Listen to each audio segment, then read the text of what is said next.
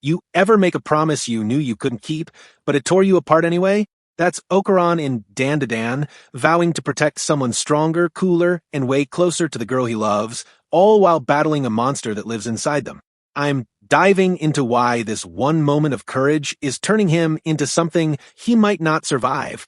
Stick around, because this isn't just about supernatural fights. It's about the human cost of trying to be enough.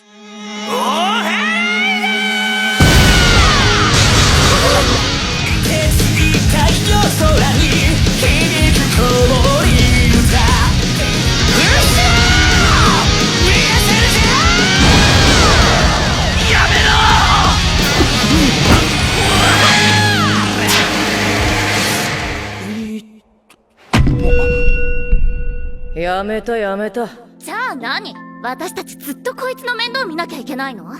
絶対嫌なんだけど。なら自分が邪視を抑えれるようになります。自分が強くなって邪視を簡単に抑えれるようになれば別に変身しても問題ないですよね。命の危険だって。友達なんで。Section 1. The promise that changed everything. When Okarun promises to look out for Jiji after witnessing the evil eye's possession, he's making a commitment his current self can't keep. And here's the thing, it's easy to let this moment slip past you, because it happens right in the middle of all this supernatural chaos, all these battles and teenage emotions flying everywhere. But this promise? This is where something fundamental shifts inside Okarun. What resonates with me most is that this is where a seed of inadequacy gets planted, and it doesn't just sit there quietly. It grows. It spreads. It becomes something that consumes him from the inside out. Before Jiji entered the picture, Okarun's entire relationship with strength was transactional. It was simple, almost clean in its logic. He could access Turbo Granny's power when he needed it, fight alongside Momo, hold his own in the moment, and then retreat back into his normal, timid self afterward. Think of it like this: his power was a costume he wore. He'd put it on, do what needed to be done, then take it off and go back to being Ken Takakura, the awkward, nervous kid who could barely look people in the eye. I've always felt that he wasn't really strong. He was just temporarily dangerous. There's a massive difference between those two things, and Okarun lived comfortably in that space because it meant he never had to confront what he actually was beneath the borrowed power. But then he makes this promise to Jiji, and promising to protect someone, really protect them, not just show up for a single fight, that requires a completely different kind of strength. It requires consistency. It requires reliability. In my view, it requires the kind of power you can summon, not just in those explosive moments of crisis when the adrenaline is pumping and everything's moving too fast to think, but as a constant shield, as something dependable, as something that doesn't flicker in and out like a dying light bulb.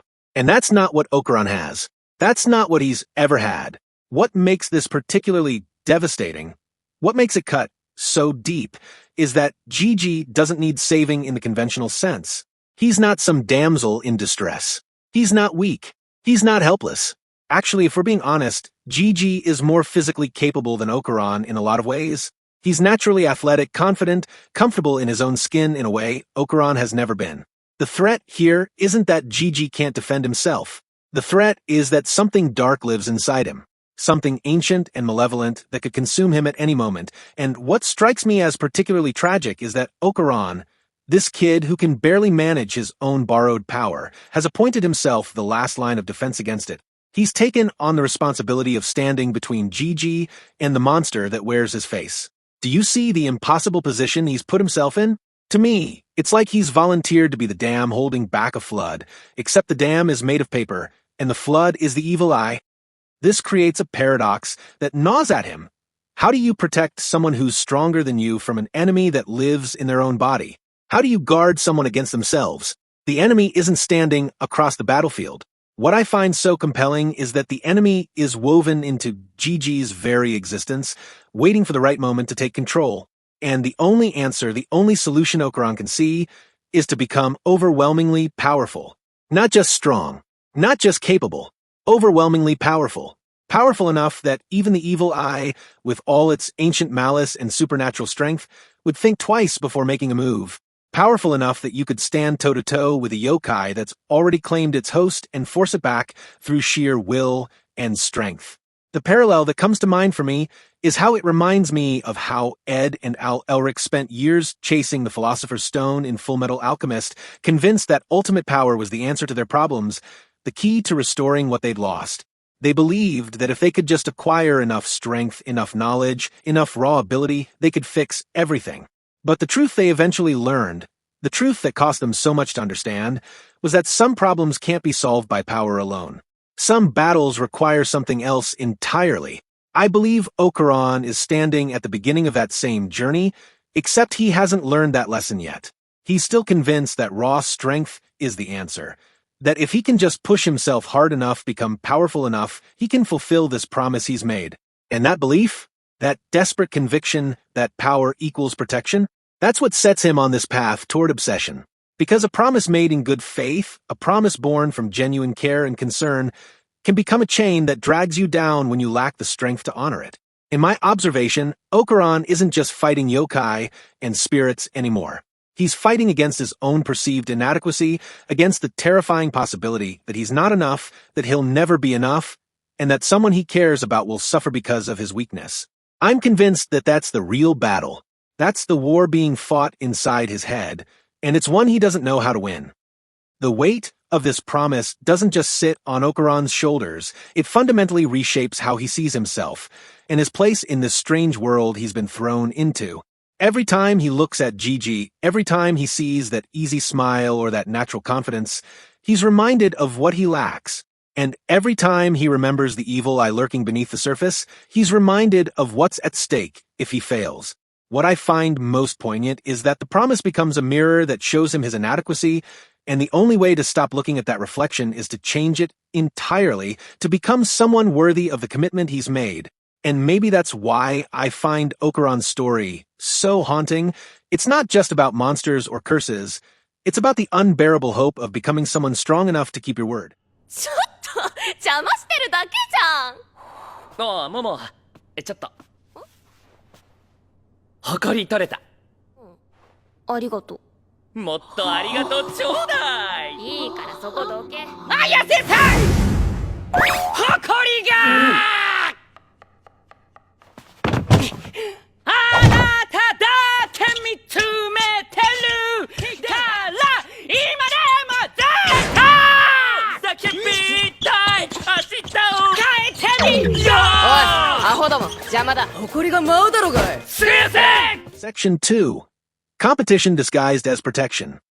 And then there's the elephant in the room, or rather, the handsome, charismatic boy who shares history with Momo Ayase.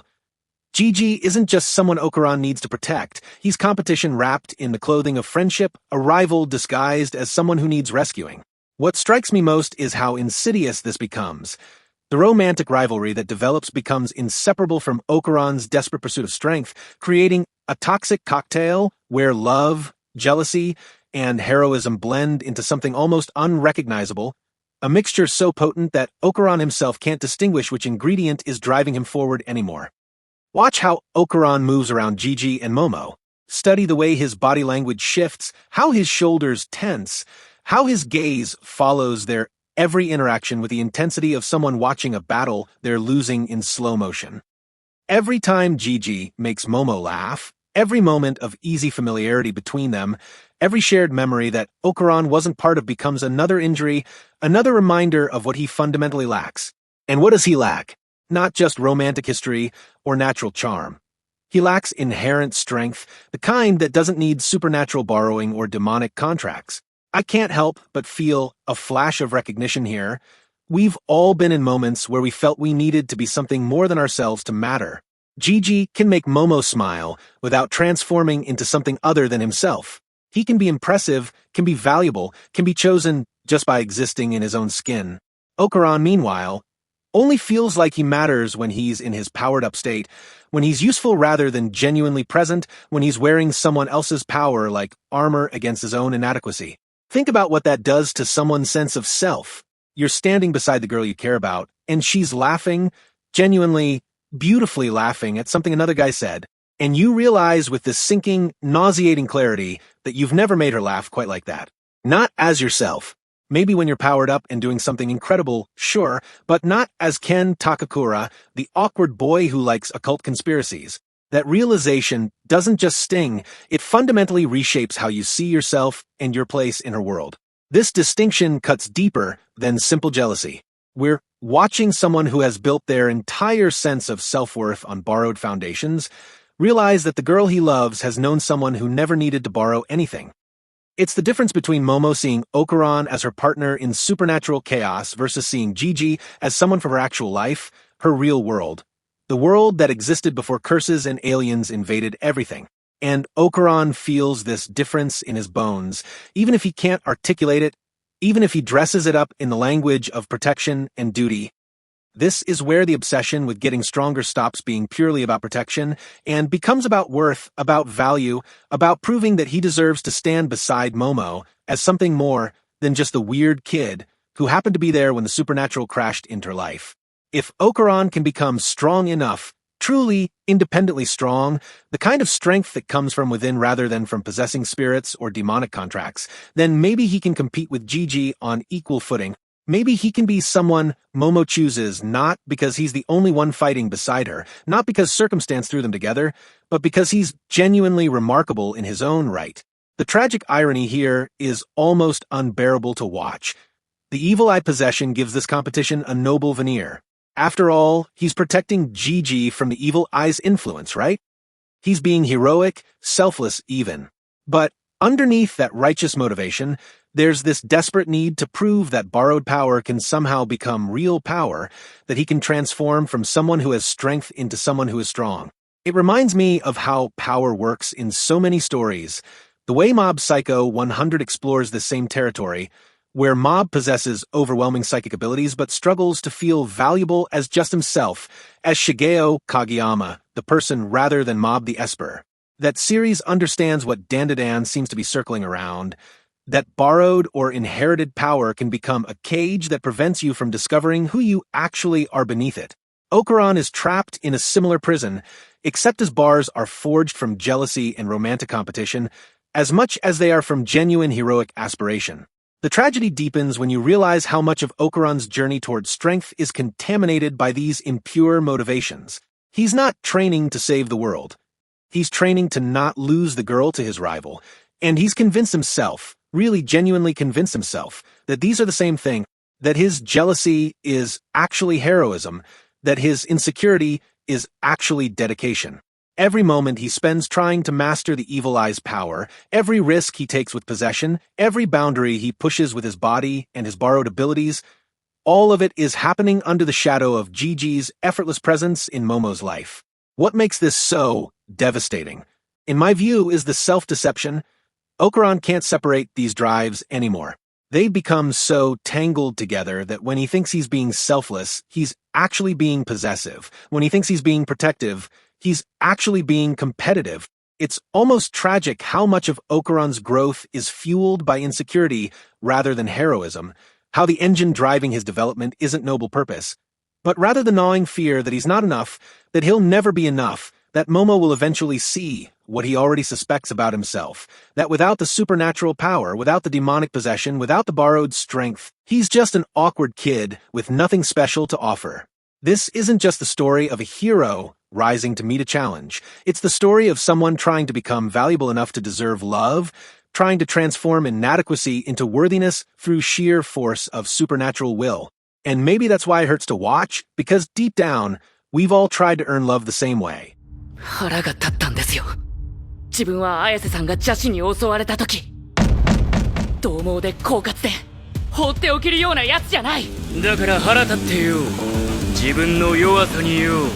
そんなのすごくかっけえじゃんよ。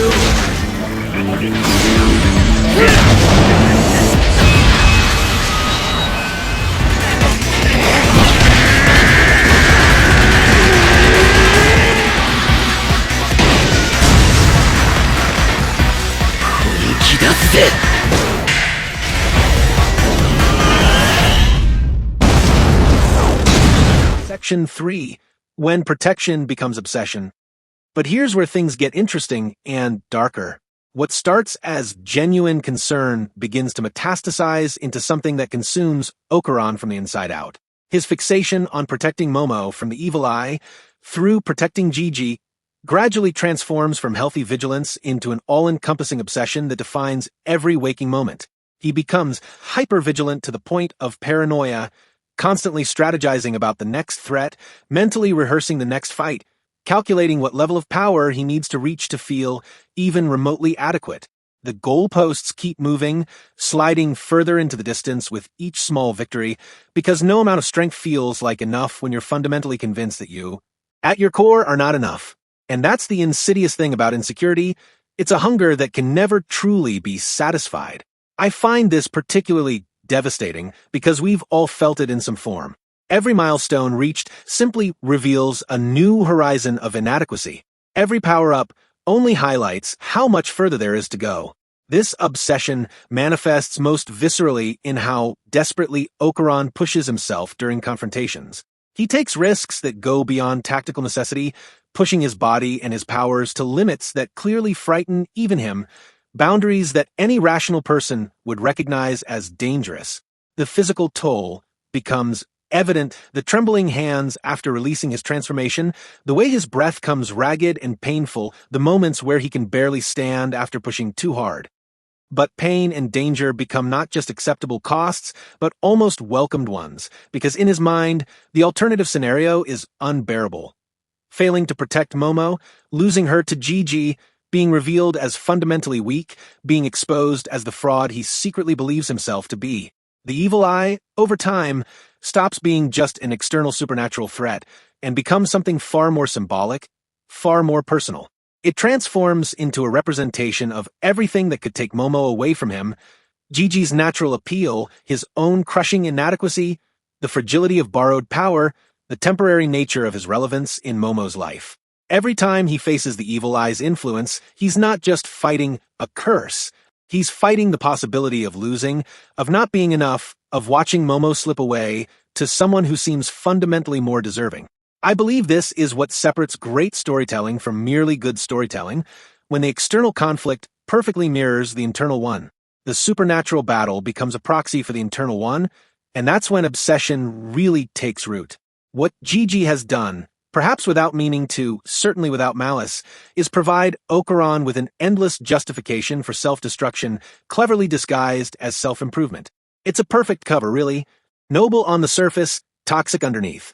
Every brutal training session, every dangerous fight he throws himself into, every time Okarun pushes himself beyond his physical and psychological limits, he can tell himself it's about keeping his promise, about protecting someone in need, about being a good person who honors his commitments.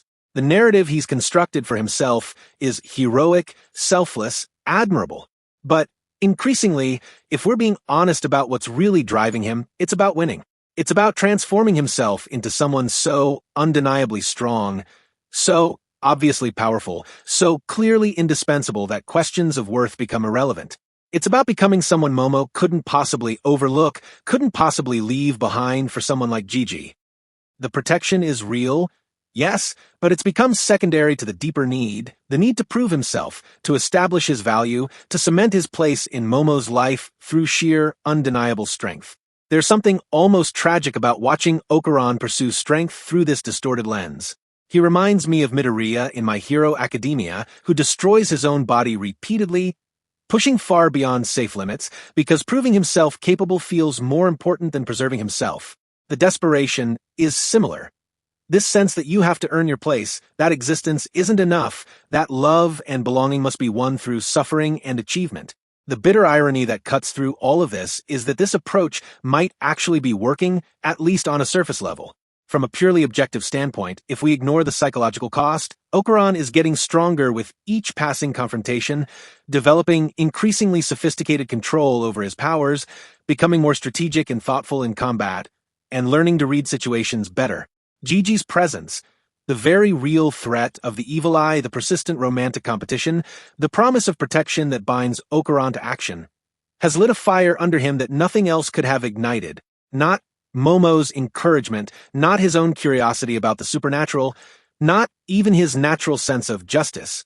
It's a bitter pill to swallow, but it took this specific combination of threat and inadequacy to truly push him. But fire, as anyone who's ever been burned knows, and I speak from experience here, purifies and destroys in equal measure. It refines and consumes. It strengthens and scars. And there's a real, pressing question about what will be left of the gentle, awkward, fundamentally kind boy who first stumbled wide-eyed into the supernatural world once this obsession finally burns itself out. Will there be anything of that original Okarun remaining? Or will he have consumed himself in the pursuit of strength, leaving only a hollow shell that's powerful but empty? I keep coming back to this uncomfortable truth. Okarun is absolutely hurting himself, and he's doing it while telling himself it's for protection for others for noble reasons. The self-destruction is the same, only the justification has changed. Because that's the uncomfortable truth sitting at the heart of Okarun's journey, the truth that's hard to look at directly. And believe me, I've tried to find another interpretation, but he's not becoming strong for healthy reasons. He's not on some noble path of self-discovery. In my honest assessment, he's becoming strong because someone showed up who made him feel weak in every way that mattered to him, physically, romantically, socially, and fundamentally. Jiji didn't set out to become the architect of Okarun's transformation, didn't wake up planning to be the catalyst for someone else's obsession. But by simply existing, by being connected to Momo in ways that predate Okarun's own connection, by needing protection while also being naturally superior in so many visible ways, looks, social skills, and that effortless charisma, he created the perfect storm for Okarun's consuming obsession. The tragedy is that Jiji probably has no idea what he's done, what he's set in motion. He's likely just grateful for the protection, appreciative of Okarun's help, maybe even admiring of his strength. He doesn't see the self-destruction happening beneath the surface, the way Okarun is slowly burning himself out from the inside.